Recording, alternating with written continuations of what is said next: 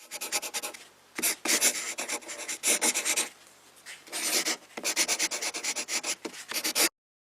everyone, my name is Chris. Thanks for taking the time and checking out the video today. What I want to talk about today is a break-in the procedure for that for our performance models. So let's first start with what we know and what the break-in procedure has been for our full M cars. I'm sure a lot of us know this already. The best practice and what is recommended is that you have that 1,200 mile break-in. So essentially, what happens when a full M car is manufactured is at the factory, a certain type of oil is put into the vehicle at that time. And for the next 1,200 miles, there are restrictions, basically an RPM threshold where you can't go over. You must have varying degrees of RPM, meaning you can't be too consistent at one point in time, which is why cruise control is not advised to do that during that point in time. There is a lot of limitations, really, because we want to make sure that the components are breaking in consistently and there's not too much stress, pressure put on the engine. We advise not to engage in any sort of, full sort of kick down and you have the maximum load on the engine. We want to avoid that sort of stuff.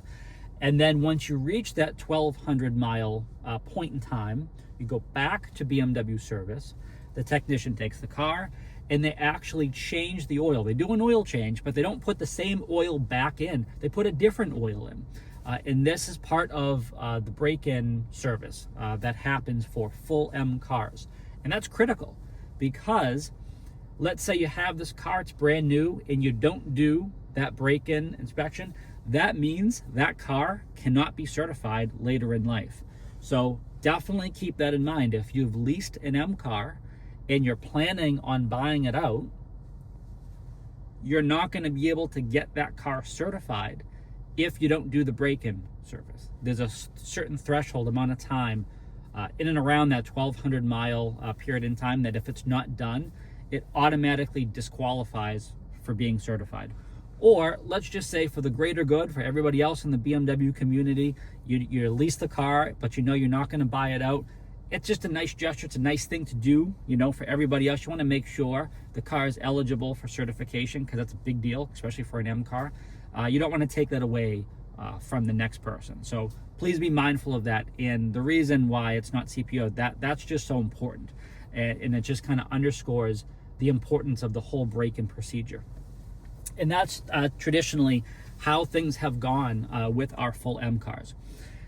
Now, our M cars, if we go a little bit deeper into talking about the engines in our M cars, they are S engines, meaning if you look at the engine code, what we call them, for example, let's look at the prior generation before the LCI. Let's look at the X5 and X6, okay?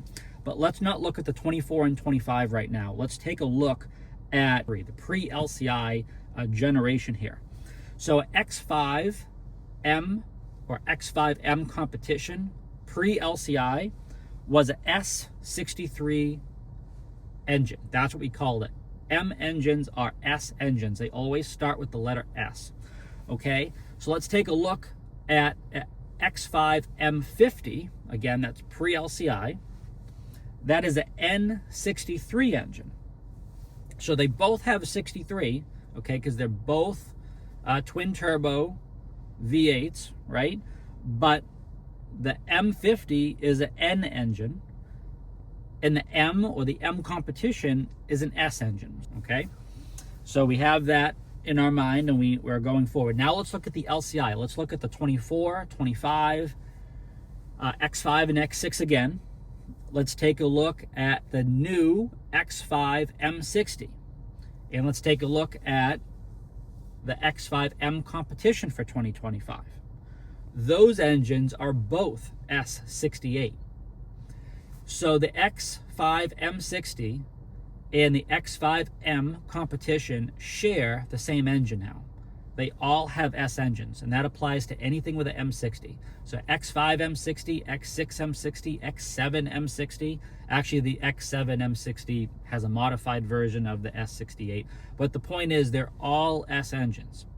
Okay, and that's really important because it's the first time that an M performance car gets an actual M engine in it.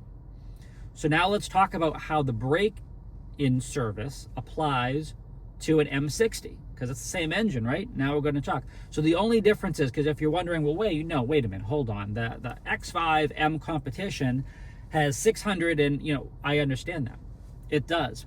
That's because the M60s were tuned, or I should say detuned technically, to have 523 horsepower conservatively.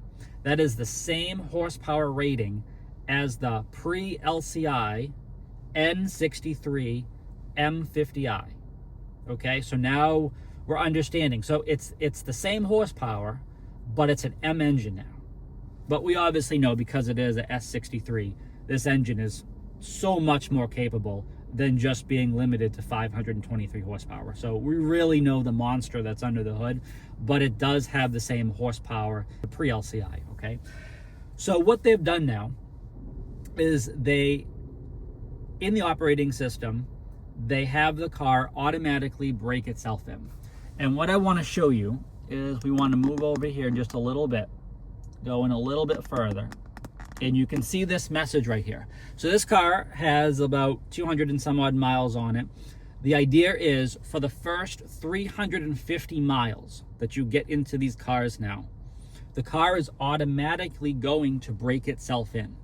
And it's going to pop up messages in the check control just like this, telling you exactly how much longer you need to run the engine for. So you can see that top section here. So that line used to be much further down when this car had basically 4 miles on it.